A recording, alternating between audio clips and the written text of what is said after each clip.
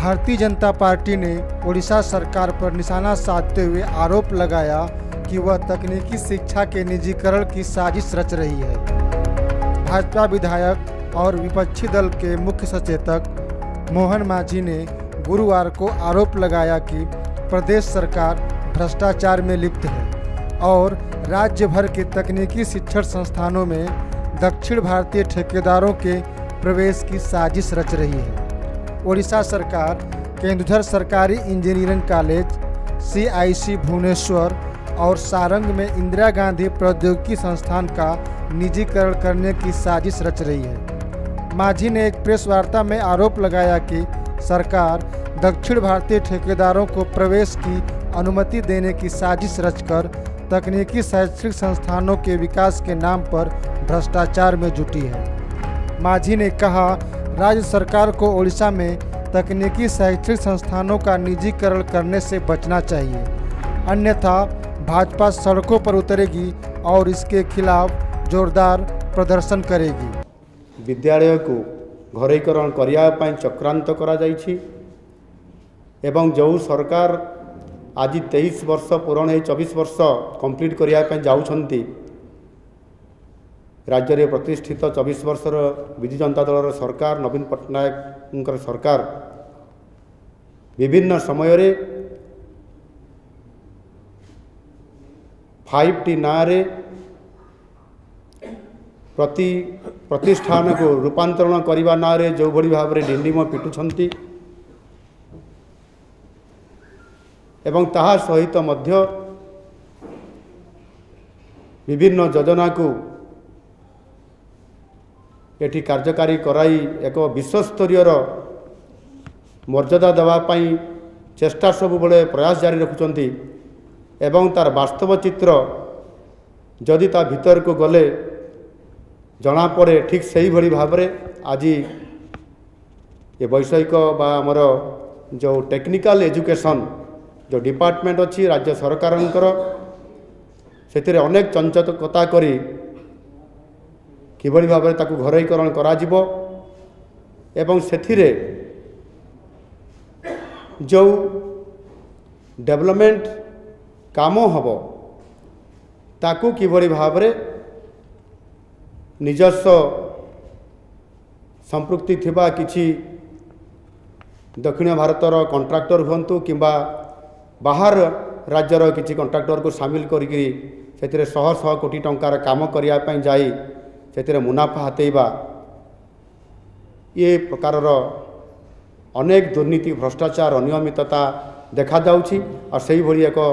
स्पर्शकातर कथा मु आज ये आपण मानकर पाखरे उल्लेख करने चाहूँगी। बंधुगण मु कहवाई चाहूँगी आज आमर यही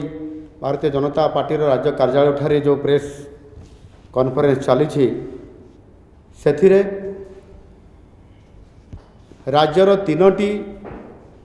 वैषयिक सरकारी विद्यालय गोटे होउछि आमर government college of engineering GCE Keonjhar जोटा कि केन्दुझर रे प्रतिष्ठा लाभ करिछि एवं द्वितीयटी होउछि आमर यही ओडिशा राजधानी भुवनेश्वर ठारे प्रतिष्ठित थिबा CITE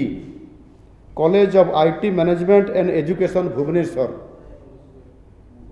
एवं तृतीयटी होउछि ढेंकानाल रे प्रतिष्ठा लाभ करथिबा अति पुरातन से भी प्रतिष्ठान जो IGIT सारंग रो पॉलिटेक्निक विभाग जोटा कि आपंकर डिप्लोमा स्ट्रीम रे अछि। ये 3टी वैषयिक सरकारी इंजीनियरिंग कॉलेज को घरेकरण करने पाई राज्य सरकार एक चक्रांत करिछंती एवं सेथिपाई से आह्वान करिछंती घरेकरण करने पाई प्रस्ताव रखिछंती एवं ए आह्वानर शेष तारीख होउछि आज अर्थात 18/1/2024 मसीहा गोटे मास समय नहीं आज पर्यंत जो मैंने अप्लाई करेंगे जो संस्था या घरोईकरण नेबारे साहाय्य करने एवं तार रिपोर्ट बनवाई से स्वतंत्र भाव से नोटिफिकेशन जारी करिसेंती।